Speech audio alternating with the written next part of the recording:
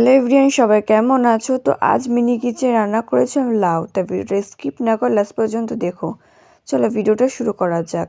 তো আমি আছি তোমাদের সাথে অর্পিতা, তোমরা দেখছো অর্পিতা ব্লগস। তো এখানে প্রথমে ছোট একটা লাউয়ের টুকরো নিয়েছে, সেটাকে ছোট ছোট করে পিস পিস করে কেটে নিয়েছি। আর তারপর নিয়েছি একটুখানি আলু, সেটাকে ছোট ছোট করে পিস পিস করে কেটে নিয়েছি। আর নিয়েছি মটরশুঁটি আর একটা কাঁচা লঙ্কা। এরপরে আমি পাতকাঠি দিয়ে উনুনটাকে ধরিয়ে নিলাম। তারপরে কড়াইটা বসিয়ে দিলাম। আর কড়াইটা গরম হয়ে গেলে তার মধ্যে দিলাম সামান্য পরিমাণে তেল। তারপর হালকা নাড়াচাড়া করে দিলাম। তারপর তার মধ্যে দিয়ে দিলাম জিরে। তারপর নাড়াচাড়া করতে থাকলাম। আমি এখানে কিছুটা ভাজা জিরে তুলে রাখলাম, পরে এটা মশলা হিসেবে দিয়ে দেব। এরপর আমি এর মধ্যে দিয়ে দিলাম আলু। তারপর ভালো করে নাড়াচাড়া করে আলুটাকে ভেজে নেব। কিছুক্ষণ নাড়াচাড়ার পর আলুটা যখন একটু বাদামি কালারে হয়ে এসছে, তখন আমি দিয়ে দিলাম এর মধ্যে লাউ। তারপর ভালো করে নাড়াচাড়া করে আমি ভেজে নিলাম। বন্ধুরা, তোমরা কে কোথা থেকে ভিডিওটা দেখছো অবশ্যই আমাকে কমেন্ট করে জানিও। আমি লাউ আর আলুটাকে কিছুক্ষণ নাড়াচাড়া করার পর এর মধ্যে দিলাম সামান্য পরিমাণে লবণ। তারপর নাড়াচাড়া করতে থাকলাম। এখানে যেহেতু লাউটা কচি ছিল তাই সিদ্ধ হতে কিন্তু বেশি সময় লাগেনি। আমি কিছুক্ষণ নাড়াচাড়া করার পর এর মধ্যে আমি দিয়ে দিলাম সামান্য পরিমাণে হলুদ। তারপর ভালো করে নাড়াচাড়া করতে থাকলাম। তোমরা যারা ভিডিও দেখো তারা জানো যে আমি রান্নার সময় তেলের পরিমাণটা খুবই অল্প দিই। তোমরা চাইলে একটু বেশি করে দিতে পারো। এরপর আমি এর মধ্যে দিলাম সামান্য পরিমাণে জল। তারপর ভালো করে নাড়াচাড়া করতে থাকলাম। যেহেতু আমি তেলের পরিমাণটা অল্প দিয়েছি তাই জল দিলাম, নাহলে কী হবে, তলায় ধরে যাবে। আমি কিন্তু এর মধ্যে আলাদা করে কোনো মশলা দেব না। ওই যে প্রথমে ভাজা জিরে কিছুটা তুলে রেখেছিলাম, সেটাই পরে মশলা হিসেবে দিয়ে দেব। আজকে আমি এটা একদম সিম্পল পাতলা ঝোল রান্না করব।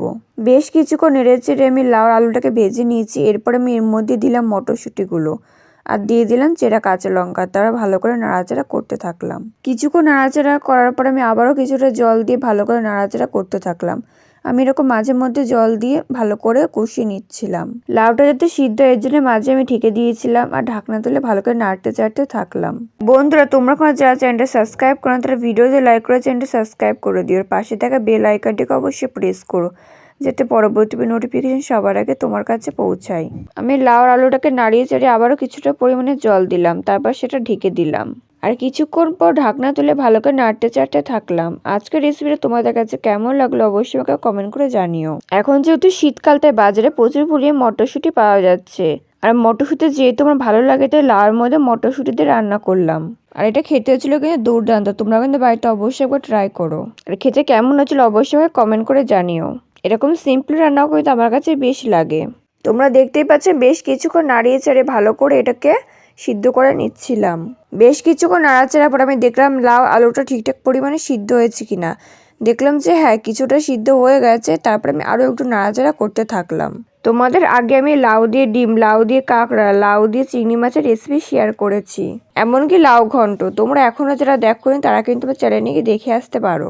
আমি বেশ কিছুক্ষণ নাড়াচাড়া করার পর এর মধ্যে আমি দিয়ে দিলাম পরিমাণ মতো জল আর দিয়ে দিলাম সামান্য পরিমাণে হলুদ। তারা ভালো করে নাড়াচাড়া করে দিলাম। জল দেওয়ার পর আমার মনে হচ্ছিল হলুদের পরিমাণটা কম আছে, তাই আমি আরও কিছুটা হলুদ দিলাম। আর জলটা আমি একটু বেশি দিয়েছি যাতে আলু আর লাউটা ভালোভাবে সিদ্ধ হয়ে যায়। তোমরা দিও যে যেই পরিমাণে ঝোল রাখতে চাও সেই পরিমাণে জল দিয়ে দিও।